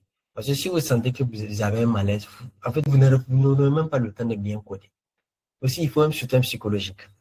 Bon, oui, il y a les plateformes comme Mocha.care, mais en fait, il faut en fait trouver des temps pour discuter. Parce que je vois que les développeurs, quand ils discutent, vous discutez de trop choses techniques. C'est bien. Mais les choses non techniques aussi, là, ça permet aussi cerveau de se reposer. Prenez le temps de sortir et puis bon, je sais pas, trouver des débats vraiment qui, souvent je vois dans le groupe, j'ai déjà les causes, c'est bien. En tout cas, je vous encourage en tout cas. Maintenant, votre entourage, c'est quelque chose de très essentiel. Entourez-vous des personnes qui peuvent vous, en fait, qui peuvent vous comprendre. Parce que si vous êtes là avec des gens qui, en fait, qui vous prennent de haut à ce niveau-là, ça ne va pas. Personne n'est parfait. Même moi qui parle, je ne suis pas parfait. Peut-être que j'ai fait quelque chose à des gens qui ça ne les a pas plu, mais quand même, en fait, essayez quand même de vous entourer des gens qui vont vous pousser au fait à penser positif, qui vont cultiver la positivité. Parce que plus vous cultivez la négativité, plus votre corps va produire les hormones, en fait, les hormones de stress. Plus quand vous allez produire les hormones de stress, vous serez en fait disposé à la dépression, à l'anxiété, aux problèmes mentaux. Et j'ai dit quoi? En fait, c'est un trouble, c'est un stress, c'est un burn-out vont favoriser peut-être des troubles de l'érection. Je vous ai prévenu. Donc, rappelez-vous de ça de temps en temps. Si vous êtes fatigué là, excusez-moi, vous n'allez pas pouvoir bien bander. Désolé, je parle cru pour qu'en fait, on puisse vraiment comprendre l'impact, en fait. Voilà. Il faut de temps en temps changer le cadre de travail. Si tu sais que là où tu travailles, en fait, chaque fois que tu te sens négatif, il faut sortir, tu changes de cadre de travail. Tu veux peut-être aller dans un coin, un truc, les pyramides, tu prends ton petit café, tu t'assois, tu cours et puis tu pars. Ça te permet de te libérer. Évitez ce qui peut irriter, détruire votre attention. Voilà, ce qui peut vous mettre en colère. Parce que tout ça, ça joue. Quand vous êtes en colère, en fait, souvent, l'estomac, en fait, produit des acides. Souvent, certains, en fait, vont sentir que l'estomac a des crampes, il y a des douleurs. Donc, il faut éviter ça. Euh, il faut parfois aussi prier. Bon, il y a les animistes aussi, chacun a sa façon de prier, chrétien, prier, musulman. En fait, quand je dis prier, en fait, il est démontré que souvent, en fait, ceux qui vont prier, vont méditer. La méditation est bonne pour le cerveau. Donc, prenez le temps de prier, en fait, de vous ça peut vous aider. Ça peut vous aider, ça peut vous soulager. Voilà. Si vous êtes athée aussi, bon, trouvez un moyen de vraiment devenir pas vous pouvez, en fait, comment dire, vous pouvez méditer. Mangez bien. Les développeurs mangent mal. On va se dire la vérité. Vous mangez mal. C'est pas parce que vous mangez du bon que vous mangez bien. Il y a d'autres qui ne mangent pas de fruits, il y a d'autres qui ne mangent pas de légumes. Voilà. Donc, manger bon, ça ne veut pas dire manger bien. Voilà. Essayez d'avoir un truc équilibré. Parce que beaucoup ne savent, mais c'est très important. Voilà. Donc, évitez les relations toxiques. Je répète, évitez les relations toxiques. Je répète une troisième fois, évitez les relations toxiques. Parce que on a vu des cas comme ça, les gars viennent, en tout temps, ça ne va pas, vous cherchez les causes, il y a c'est gourmet. Là, en fait, c'est quelqu'un qui l'a brisé les cœurs. Et je vous rappelle que le gourmet tue. Ça peut tuer, oui, oui. Ça peut être hospitalisé en psychiatrie. Il y a ce qu'on appelle le syndrome de Takotsubo, syndrome du cœur brisé. En fait, ça engendre un stress immense que ça a des retentissements sur le cœur. Donc, je vous préviens. Aimez-vous. Bon, je suis devenu coach de motivation personnelle, mais il faut que, en fait, vous ayez une considération pour vous-même. Si vous n'avez pas une considération pour vous, là, tout ce que vous allez faire, là, ça ne va pas aller. Vous n'allez même pas sortir de votre dépression. Voilà. Quand vous arrivez à l'hôpital, on va vous donner les médicaments. Mais, en fait, Moi, j'ai remarqué que souvent, quand j'arrive, quand je cause avec mes patients, en fait, à un certain moment, ça va. Quand le gars vient et tu t'assois, tu prends ton temps, tu causes avec lui, en fait, il se sent mieux. Tu commences à le valoriser. Ah, moi, je me rappelle, j'avais une patiente, elle avait bon, une malformation veineuse. Ça veut dire qu'elle avait un problème au niveau du cerveau. C'est les artères qui étaient un peu truc. Donc, elle avait fait une crise. Maintenant, quand elle était là, souvent, quand moi je voyais, je causais avec elle. Hey, aujourd'hui, là, ça va. Hein. Donc, tu peux courir, mais te passer. Tous les jours, je fais ça. En fait, au début, elle était truc. Quand elle a commencé, que oui, qu'aujourd'hui, je peux courir, que non, je vais me lever, tu vas voir. Donc, en fait, elle était paralysée, elle s'est forcée à se lever. Chaque jour, elle faisait comme ça allait jusqu'à, en fait, ils ont commencé, en fait, ils ont fait la médication, maintenant, ça va. Voilà. Donc, en fait, c'est ça, en fait. Si, en fait, vous n'avez pas une considération sur vous-même, là, à un certain niveau-là, ça ne va pas aller. Il faut vous autoriser à faire des bugs. Un développeur qui ne fait pas de bugs, c'est pas un bon développeur. Donc, si vous ne faites pas de bugs, vous ne pouvez pas avancer. Voilà. Moi, je me rappelle, j'ai fait des bugs comme ça, mes larmes ont failli couler, j'ai fermé l'ordinateur, je me suis levé, j'ai dit, je ne veux plus jamais coder. Mais après, quand j'ai pu régler le bug, j'ai pu avancer. Voilà. Donc, c'est ça.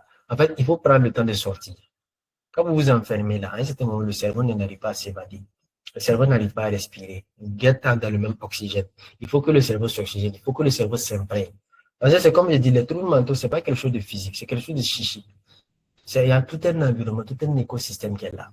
Voilà, c'est comme dans ton environnement virtuel. Tu n'as pas bien configuré ton environnement virtuel là. Tout ce que tu as fait là, il y aura des problèmes. Voilà. Donc, en temps, on va te dire que peut-être il y a tel package qui est quoi. Donc, il faut comprendre cet aspect-là. Si vous allez pleurer, il faut pleurer. Parce qu'on est là, qu'un homme ne pleure pas là. Tout ça, c'est doyer. On va se dire la vérité. Nous, on a vu des gars comme ça sont arrivés là. Ils ont pleuré. On a vu des likes ici que non, encore, ils ont pleuré. Après, ça les a fait du bien. En fait, faut préserver sa santé mentale. Il faut dormir. On a qu'à se dire la vérité. Les développeurs n'aiment pas dormir. 3 heures de sommeil. Je vous ai dit quoi? C'est que les Elon Musk disent que quoi, là, c'est doyer. Si tu ne dors pas là, franchement, tu n'as pas de capacité intellectuelle qu'il faut. Moi, j'ai expérimenté ça. J'ai failli mourir. Je sais. Il faut dormir. Quand vous dormez 8 heures, c'est bon. En fait, ça permet au cerveau de se régénérer, il se régénère et il part. Voilà. Vous étayez tout. Avant de dormir, vous laissez peut-être 30 minutes, 1 heure. Voilà, le temps que le cerveau se réadapte avant que vous dormez. Sinon, si vous allez dormir directement, vous allez avoir des insomnies. Apprenez à gérer l'échec.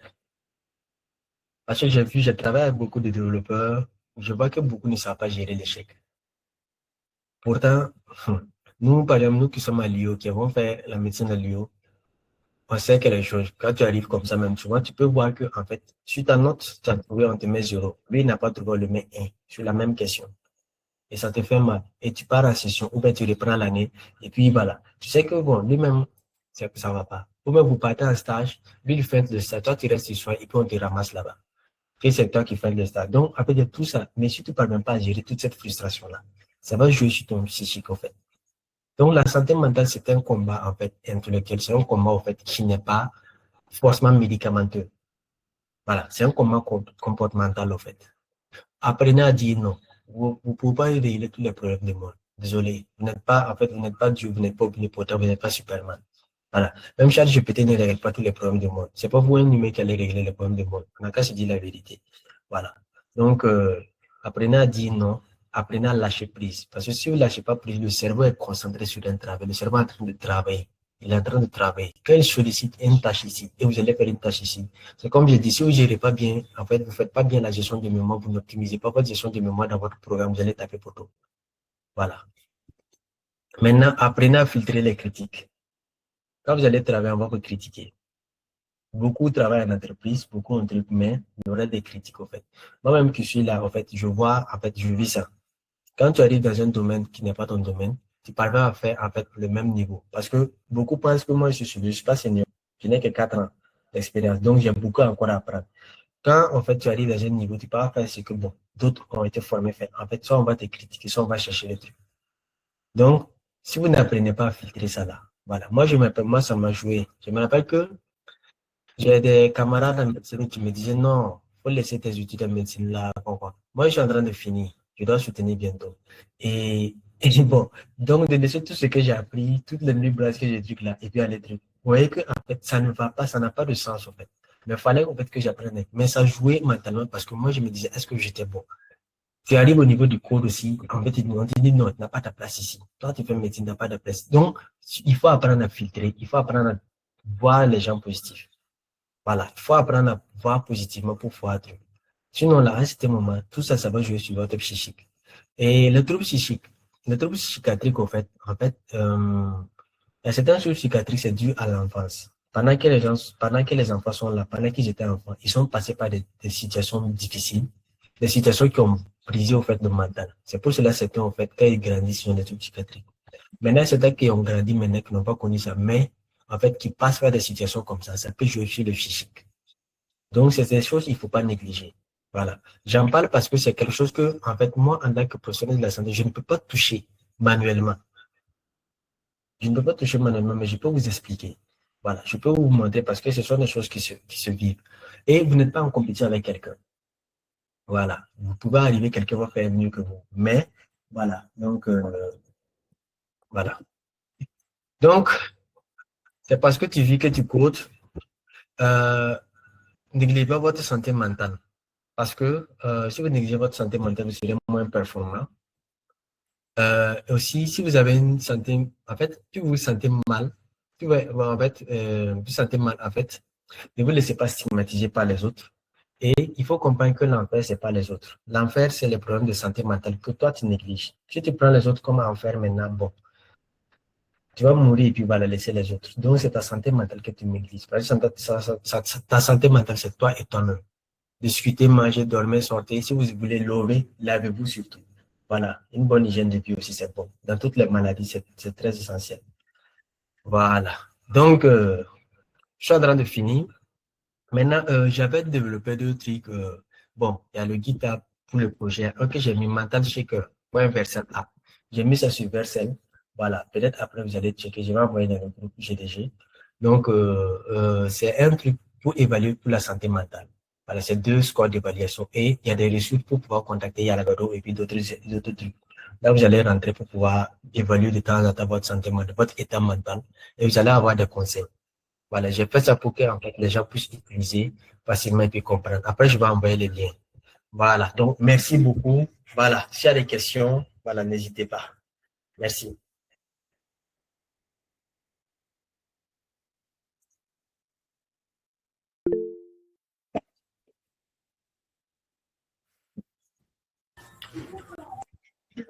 Merci encore à notre brillant speaker, M. Ariel Chadra Ouedraogo. Je pense qu'il y a une question de Wendy Kantagba.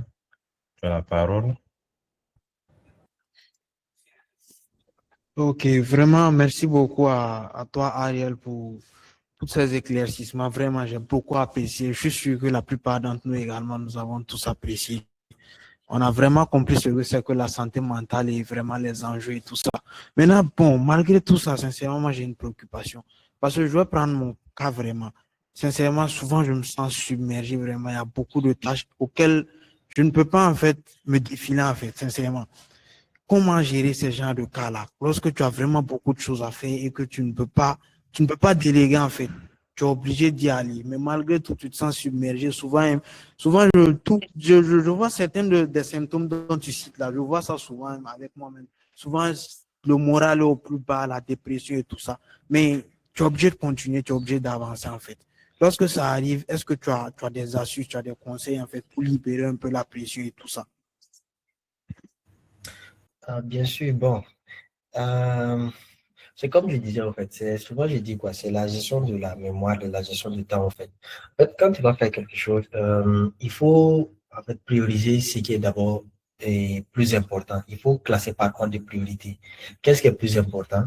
Qu'est-ce qui est plus efficace? Voilà. Qu'est-ce qui en fait tu as besoin en fait d'être fait immédiatement? Voilà. Parce qu'il y aura des choses en fait qui n'ont pas besoin d'être faites immédiatement. Il y aura des choses qui seront mises à truc. Voilà. Donc, il faut travailler sur ton mode de priorité. Quand tu vas prioriser les choses déjà, tu vas comment dire, tu vas savoir là où tu vas. Parce que beaucoup ne prennent pas le temps de prendre un bic, de prendre une feuille pour faire le point. Voilà. Donc, c'est comme quand quelqu'un vient et demande, ah bon, j'ai un projet. j'ai un projet, par exemple, d'IA. Il vient dire, il y a un projet d'IA. C'est vague, mais quand il commence à écrire, il va commencer à voir vraiment, voilà, c'est ça, et ça, il va commencer à se limiter sur certains trucs. Donc, quand vous allez faire ce genre de truc-là, déjà, il faut déjà, c'est comme j'ai dit, prendre ton temps, répertorier tout ce que tu dois faire. Quand tu répertories tout ce que tu dois faire, tu classes par ordre de priorité, par ordre d'urgence. Quand tu vas classer par ordre d'urgence maintenant, tu vas voilà. Tu vas déjà savoir là où tu en es. Tu fais le point. Après, maintenant, quand tu fais le point, tu cherches maintenant les outils efficaces pour te permettre de gérer ça. Parce que il faut gérer les choses intelligemment. Parce que si vous allez gérer les choses et en fait, juste comme ça, vous allez échouer. Avec les technologies qui sont là, il faut gérer les choses. Si ça trouve que tu peux automatiser certains trucs, tu automatises la chose et puis voilà, tu fais ton travail. Là, ça va te permettre de trucs. Voilà, donc c'est un peu ça, c'est l'organisation et puis la structuration.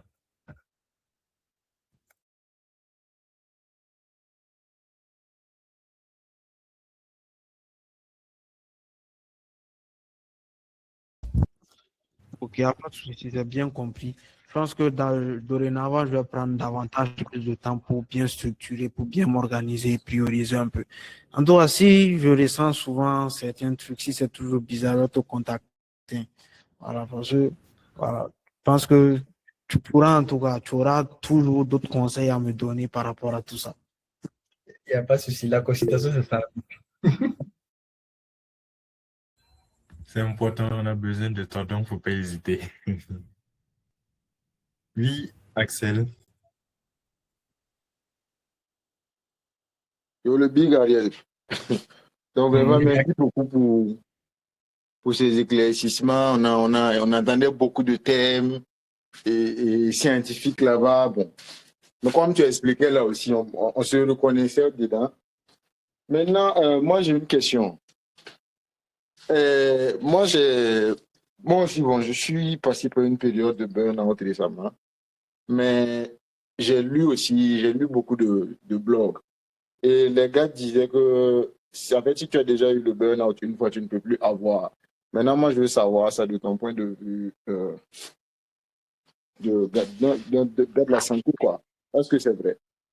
Genre, si tu as déjà eu un burn-out, tu as pu te relever. Est-ce que tu peux avoir un burn-out encore? Ça, c'est ma question. ben, le burn-out, c'est comme on dit, en fait, c'est un épuisement professionnel, en fait. OK. Voilà. Quand tu es saturé à un certain niveau-là, Mhm. franchement, si tu viens, tu regardes ça à un certain moment-là, tu vas le faire. Moi, j'ai déjà eu ça à une période. Après, maintenant, il y a une autre période à s'est revenu. Donc, il Mhm. faut savoir que, bon, si tu es calé, bon, tu es tout le temps épuisé, tu ne te reposes pas, il y a le travail, en fait, tu es dans un environnement toxique, il y a tout ça. À un certain moment, ça va revenir. Ouais, ouais, ouais. Franchement, bon, si tu dis que ça ne va pas les bon, à moins que je veux vérifier en tout cas. Sinon, en tout cas, de ce que je vois, en tout cas, il y a certains trucs. Même les maladies bon, les trucs que j'ai cités, par exemple la dépression. À un certain moment, tu peux sortir de la dépression. Mais quelque chose peut te remettre à la dépression. Par exemple, tu avais perdu un parent. Ensuite, maintenant, bon, tu étais dans la dépression, tu parviens à ressortir. Et ensuite encore, tu gagnes un boomerang ou quelque chose comme ça. Je sais pas, où tu perds de l'argent, des trucs comme ça. Voilà. Ouais, d'accord. Qu'est-ce que tu Marisol? Emmanuel Mingafa. OK, merci bien. C'était juste ça. Maintenant, bon, je vais profiter pour poser une autre question.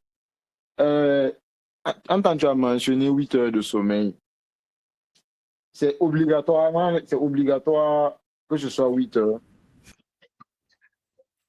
En fait, déjà, généralement, quand les médecins donnent des indications, tu Mhm, n'es pas obligé de le faire. mhm. Mais ce sont des études qui ont prouvé qu'en fait, l'efficacité de la chose. OK. Voilà.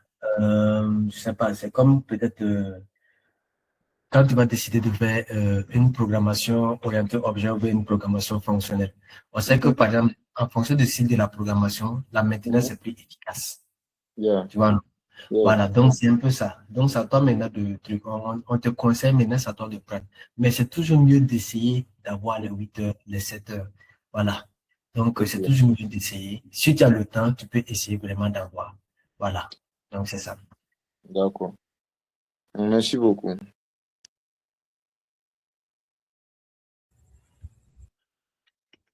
Y a-t-il d'autres questions? Peut-être en attendant, et sur la question du sommeil et pour un petit ajout, c'est que je ne sais pas les autres, hein, mais moi, par exemple, lorsque je fais un jour et puis je dors pas tôt, 2 jours, un truc comme ça, moi, je le ressens, par exemple, le troisième jour, je vais sentir la fatigue, tout ça. Et bon, si je ressens ça naturellement, je vais me coucher tôt et le troisième jour. Peut-être, je ne sais pas si les autres ressentent, mais si vous ressentez, peut-être c'est bien d'écouter son corps et puis et de répondre favorablement aux signaux qu'il donne. Euh, donc, c'était un petit partage de mon expérience personnelle. Je ne sais pas si quelqu'un d'autre veut prendre la parole.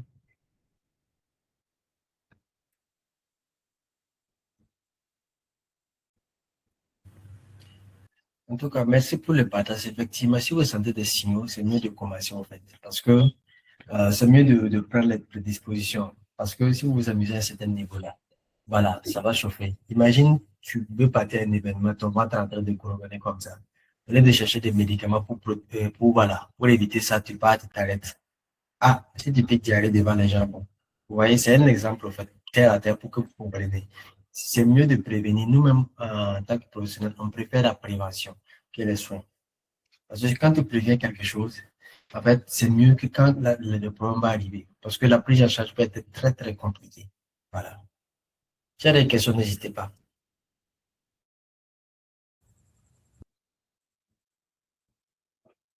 Donc, nous vous remercions encore pour votre présence. Merci à ceux qui nous suivent et qui sont avec nous depuis longtemps. Donc, je vois ici Albin, je vois plusieurs personnes qui sont là. Et merci aussi aux nouveaux, à ceux qui nous rejoignent pour la première fois peut-être. Voilà, donc s'il y a des questions, que ce soit sur la présentation ou le GDG, vous pouvez toujours nous contacter. Et y a-t-il des gens ici qui sont pas dans le groupe du GDG? S'il y en a, oui, on a un groupe WhatsApp. Je vais vous envoyer le lien dans le chat. Une seconde. Voilà.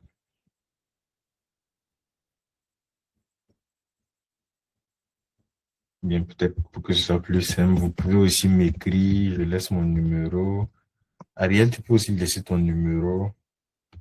C'est mon numéro WhatsApp. En D'accord, attendant, pas de souci. je vous envoie le lien.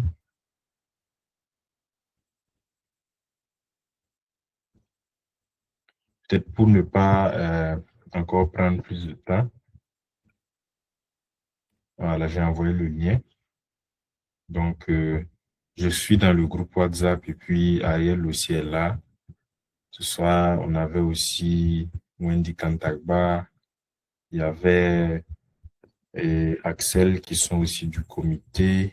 Donc, vous pouvez aussi les contacter s'il y a des questions ou tout. Donc, peut-être je laisse Ariel pour le dernier mot et puis on va se souhaiter un bon week-end et puis se retrouver les prochaines fois pour d'autres activités. D'accord, pas de souci.